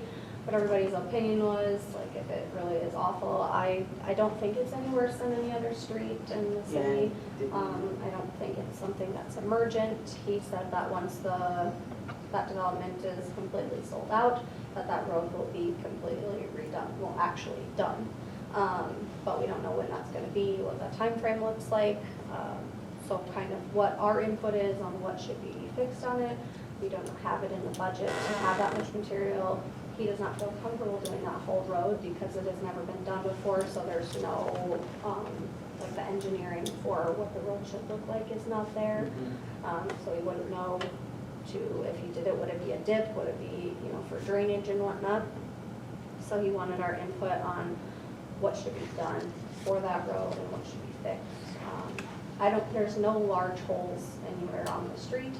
Really, the only issues are driveways, entrances to driveways, and where Beck Drive meets Anderson. Yeah. Where like the actual road is, there's a little bit of dip on the corner from like people turning in either direction. It's nothing that would ruin your tires or hurt your suspension, nothing bad. It is not that bad. The only concern that Cindy did speak with Connie, her house is an ADA house, so it is all wheelchair accessible. She's in a wheelchair, and it is not safe for her to get to her mailbox because of the drop at the end of the driveway. So I guess I said that I would bring it to the city council to see what everybody's opinion is, so I can inform him on what repairs should be considered for that road. I just said, look at where the lip for the gutter and the street meet. It is chunky up there, and with her wheelchair, it's electric, but she has a hard time, and she has to find the right way to get around just to be when she gets her mail. And I mean, she is handicapped, so I do, want to help her out the most. But that was the only thing I saw that I thought. I mean, it's just like a lot of this. There are bigger potholes. Yeah, there's a lot bigger potholes that I drove from a couple blocks here, so honestly, I'm sorry to the new construction here that their road isn't perfect and smooth and beautiful, but neither are the rest of the roads in Alcester, so I think we got some updating. And that's why I said I wouldn't have even brought anything up except the safety concern. Yep. I think that is number one, though, is safety to the citizens. I mean, I think that if she is in a wheelchair like that if we need to lay out a little pad out front, just enough for her to come off the driveway with her hum around or whatever it is, to get to the front of the mailbox, I think we could do that. Can she get a back rear accessible mailbox? Well, then you don't have to go onto the street, and you can just go up behind it, and I always got that. Like, they make those at the I feel regular. like she'd get stuck in the grass or something. You just put a little pad behind the mailbox, and she doesn't have to go out on the street. Don't want this lady out on the street. It's dangerous out here. The chickens running around and stuff. And roosters.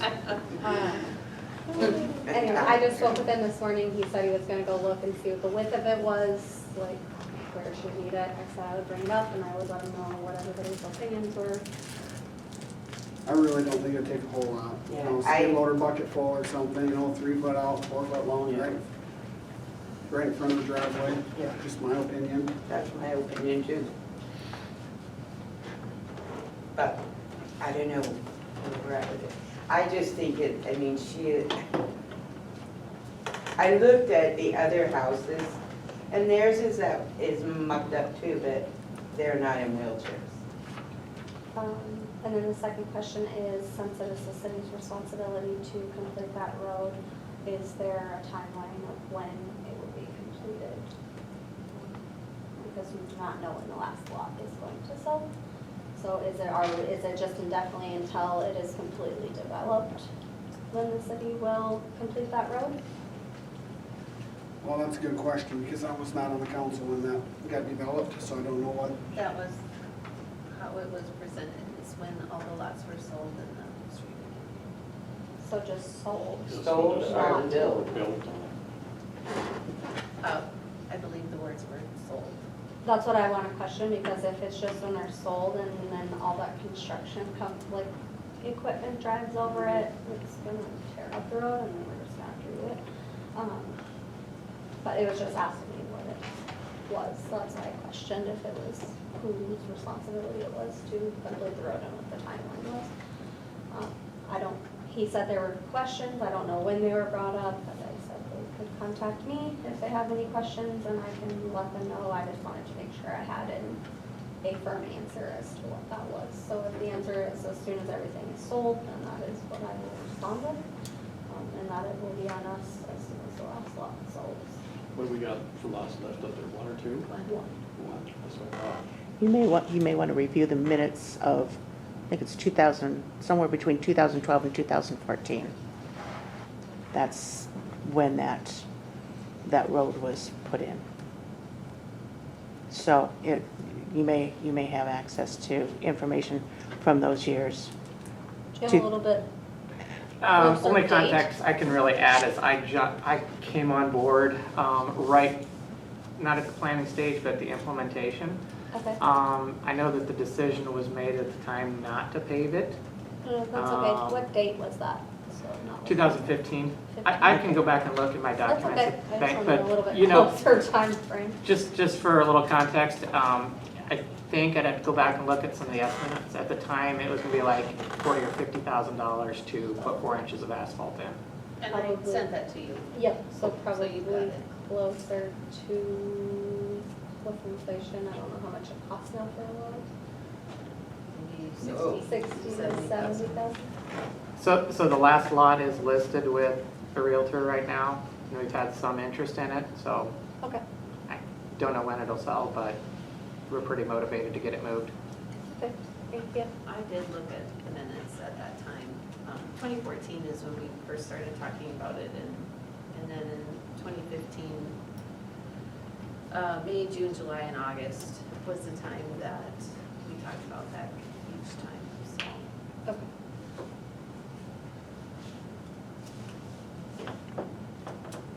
I think we need to keep in mind on this also.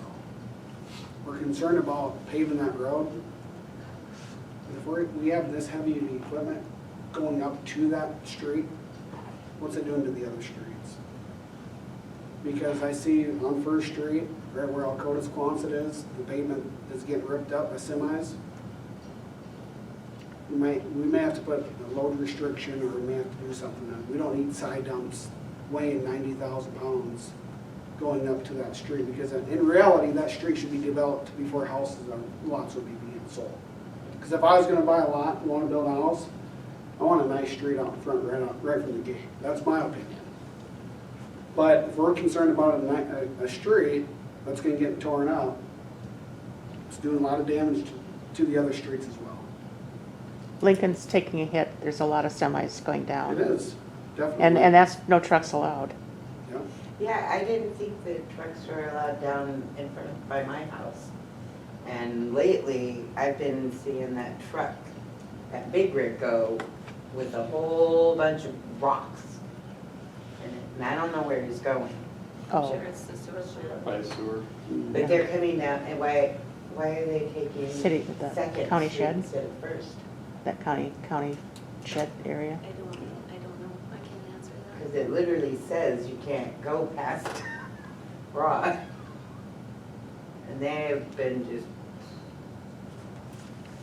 Well, but I mean, I thought that no trucks were allowed on all of our streets. Only where, like Main and First. I don't know what First is, but I know a lot of trucks are on First. I mean, in reality, going back to Back Drive, any street that does get developed, Yeah. whatever's getting moved in, they still need to scale it. They still need to abide by all the road limits. So I mean, if there's a brand new house being moved in, they're gonna have to have enough axles on it to wheel it. So, in the same sense is, really, there should be a new street in there being paved. And then, you know, if they want it, if the contractor rips it up, he's liable for it. That's my opinion. I would not wanna have a new house up there and have a gravel road out front. I moved to town for a paved street. I mean, I know Worthing has gravel roads, but I'm just saying, we need to do our best to sell the lots and make it appealing. Curb appeal goes a long ways. Yeah. Should we get an estimate now then as to what it would cost to pave that road? We surely could, but I don't think we'd get anybody for another year or two.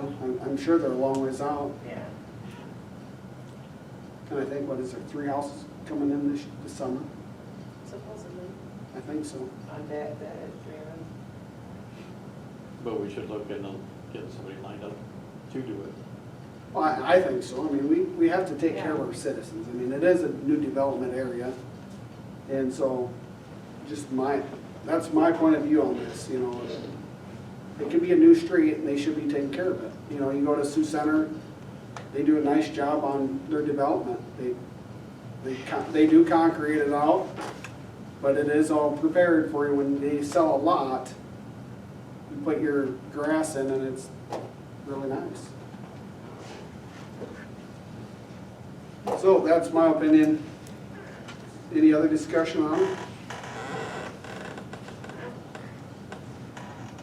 If not, we'll move on to number 14, bill approval, motion to approve paying IPT $155,610. It's construction services, sewer, and it would come out of the sewer fund. So this is the bill that they have turned in for what they have done so far, right? Yes.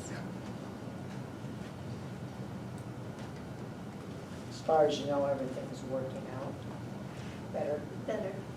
Yeah.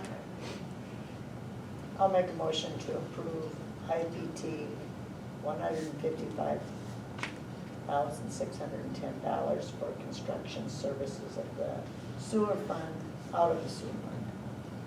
I will second that. Any other discussion? All in favor? Aye. Opposed? Motion passed.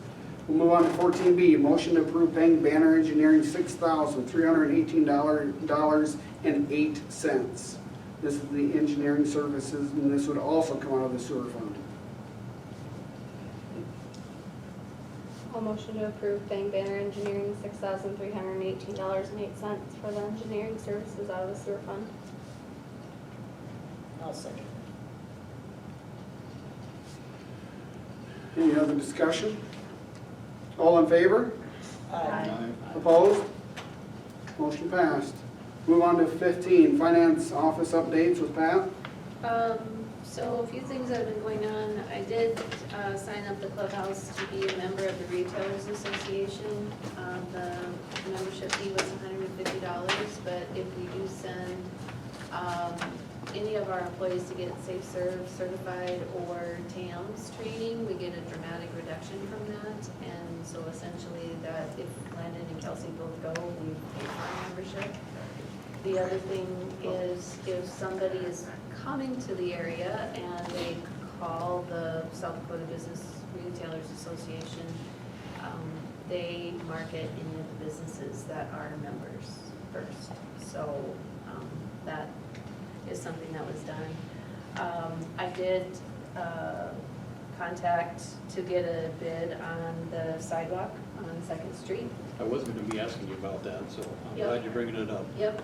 I haven't gotten the bids in yet, but I did make connection with some contractors on that.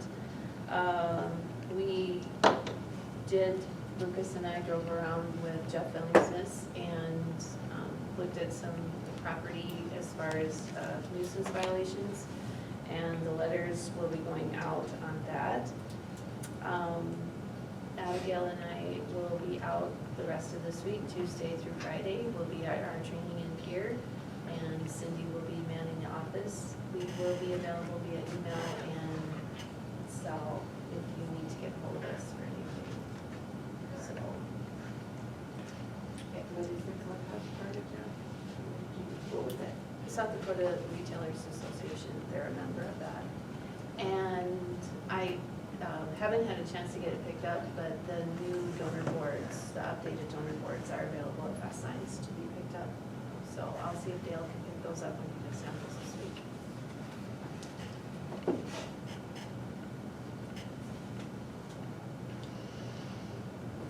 Now, that sidewalk down there, was that to replace all of it, or just the sections that are bad? What's, To put in all new. All the way around? No, from Just the the front? corner of the bar east. So if the other businesses, like the beauty shop and Pete's, wanted to add on, it'd be at their expense, correct? Yep, but Diane has talked to me and she is on board with that. Yeah, 'cause she said at one time to tell her. Mhm. And I haven't reached out to Pete's Produce to see if they are or aren't, so, Okay. Diane was the one, she had said something. yeah, it's really bad in front of First One. Now, would that fix the curb too, then, where they're really chewed out? We do sidewalk curb and gutter.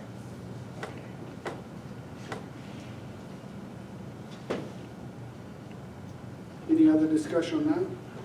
Well, I'm sure it's gotta be pretty hard on your equipment during the winter, or anybody that cleans down there when you got stuff that's that rough. I'll put it this way, I have broke a lot of equipment over the years on those sidewalks. Yeah. At my expense, on top of it, so. Well, 15B HRC update. The only thing I wanted to say about that is HRC with the sale of their last lots, they did pay off our bond. So that bond, the paperwork that we were talking about, they paid that off, so that is done. Was the HRC going to help out as well on this housing research? Did they give us some money for that too? They did. And that was, how much did they give us for that? $2,000 from the REAP fund. Yeah.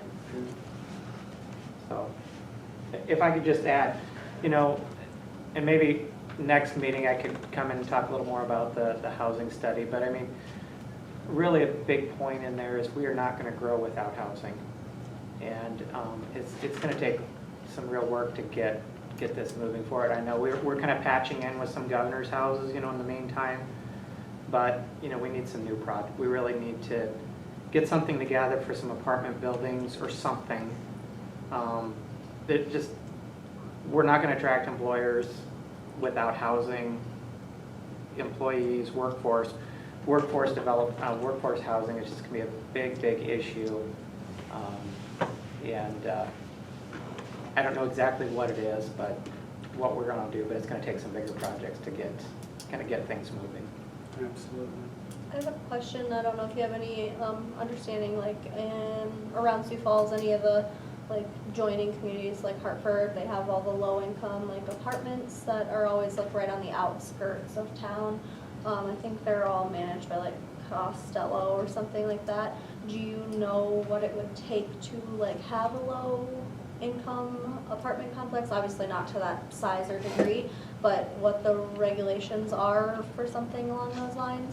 Because I know like the signs out front of our apartment complexes here in town have like the wheelchair accessible, even though they're not wheelchair accessible, and like different things like that. Do you know how that works at all? I don't, you know, probably bigger picture is, you know, for Costello or somebody to come in, you know, there's got to be an ability to make a profit in here. So that's why we've kind of always ended up relying on the nonprofits in town to do it, or in the past State Bank of Alcester or whatever. So, you know, for a private developer to come in, yeah, I don't know. I mean, it could certainly be researched. I'm learning a lot as I go too, so I don't have a good answer, but No, that's okay. right now we're what kind it of would look like on a smaller scale, because I'm assuming most of the people who are renting in town would meet the qualifications for what that looks like. So, Right. and then I don't have a lot of information on that. That's and okay. I'm not sure what it would take to get something like that going either. Okay. But a project like that is what we need, definitely.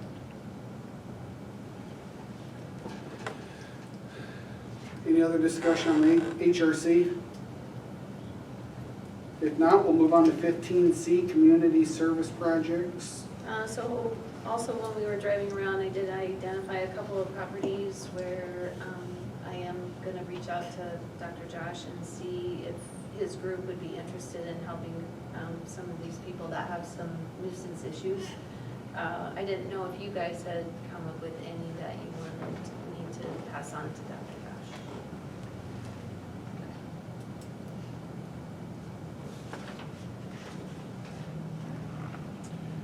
If not, we'll move on to 15D, plat map discussion. It's in your handouts. So in the near future, we will be approving the final plat. This is just the preliminary, but it's probably no more changes are probably going to be made to it. This is developing the Lynn alfalfa field on the east side of town. And this is along Lincoln Drive in Anderson. And we do have preliminary what the whole parcel is going to look like, but this would be developing the area along Lincoln Drive, which would be the houses on the east, and then the houses on the north, which would butt against the existing houses on Anderson Drive. And that would be the first set of streets that we would put into place.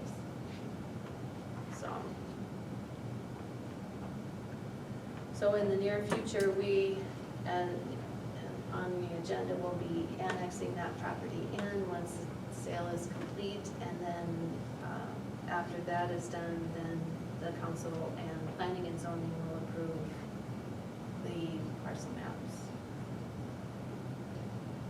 But Does this go all the way to like the road, like where your buildings are on, and like the, yeah, Lucas's buildings would be down here. okay, that's okay. And then this is the railroad track, and then ultimately we'll have a street that connects over here to Lee. Okay. But the first part of development we thought would be the easiest to do those lots that butt up against Anderson and that are right along Lincoln Drive. So.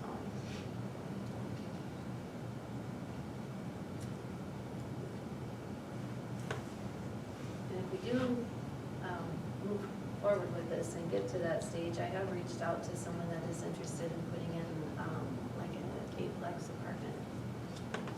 So. In town, like some bullet.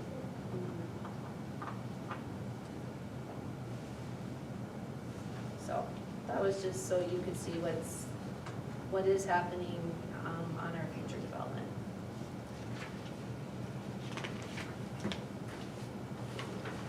Any other discussion on that?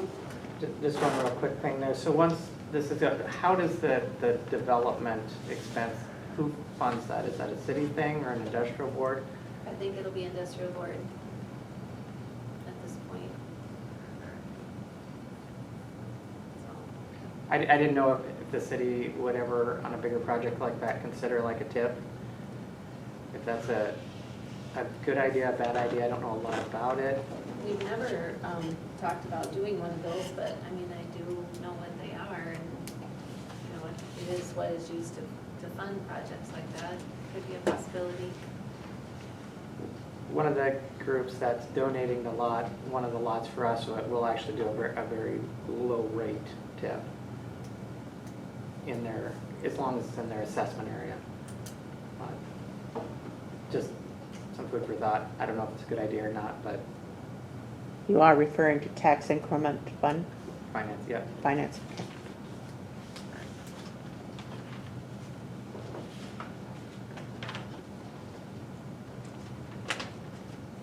I suppose at some point we should let the city, all the citizens know how this is being handled or how it got purchased, you know. I don't think anybody, I think a lot of people are going to be in the dark on this, you know, so I'm not saying it needs to be done right now, but I think we should make a public knowledge on how it got handled. Yeah. I don't believe the sale is 100% complete yet. Not yet. From the look of it, it looks like it's going to need a lot of fill.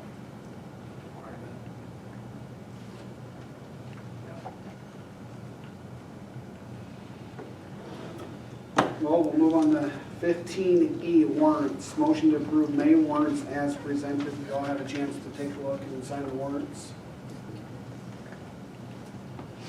I will motion to approve May warrants as presented. I'll second it. Any other discussion? All in favor? Aye. Opposed? Motion passed. We'll move on. July meeting date change. 15I, motion to approve moving the July 4th meeting date to July, So July 4th is a Tuesday. That would be a normal night for us to have a council meeting, so I don't know what day you would like to have it. I don't know if you want to move it to Wednesday night the 5th.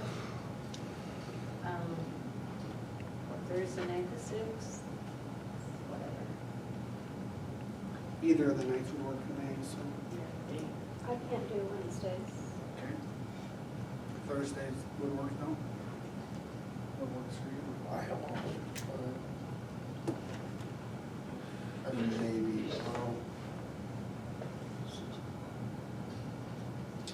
I can make it work. Yeah, I may only be able to be here for like an hour, so I can make it work, sure, like 6 to 7. How about you, Carrie? No problem. That's good. Darla, good? Kyle, good? Cindy? Yeah. The 6th, 6th it is. that'll be Thursday. So I'll need somebody to make a motion on that. I'll make a motion to approve moving the July 4th meeting date to July 6th, 6 PM at 500 Dakota Street. I'll second it. Any other discussion on it? All in favor? Opposed? Motion passed. We'll move on to G, performance reviews, full year and half year. Abigail is a full year, and Lonnie is, they're both of them full years, so. I will And complete it, Lonnie's. you did complete it? No, I will do it. Yeah. It's just a reminder, that's all it is. Actually, both Abigail and Lonnie are water and street, so it's the same group. Got it. And 15C, monthly spot checks. We got the handout, just kind of shows you what months are ready to go. So, we're ready to audit at any time. And 15D, reminders and updates, city council meeting June 20th, 2023, 6 PM. That is a Tuesday night. Yes, sir. So with that being said, we'll move on to 16, executive session if needed. That's for these for you. Oh, that was for The cameras. yeah. So this will be on the next agenda. Oh. I'll just run this past you. This is just cameras that would be installed in the city office. And we can talk about it. He was here this afternoon and he emailed Darla and her printouts, but it just kind of gives you an idea what it is, and we can talk about it next meeting, if you'd like to do it or not do anything, so. I'll make a motion to enter into executive session pursuant to SDCL 125-2. What's personnel? 1. I'll second it. Any other discussion? All in favor? Aye. Opposed? Motion passed. We are in executive session at 8:08 PM.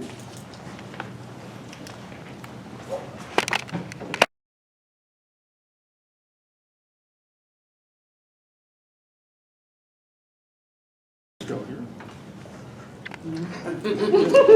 Doesn't make it through at least one full meeting. We are out of executive session at 9:01 PM.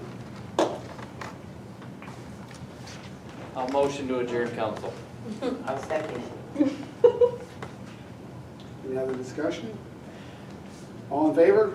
Aye. Opposed? Motion is passed. We adjourned at 9:01 PM as well. That was quite quick to make that motion.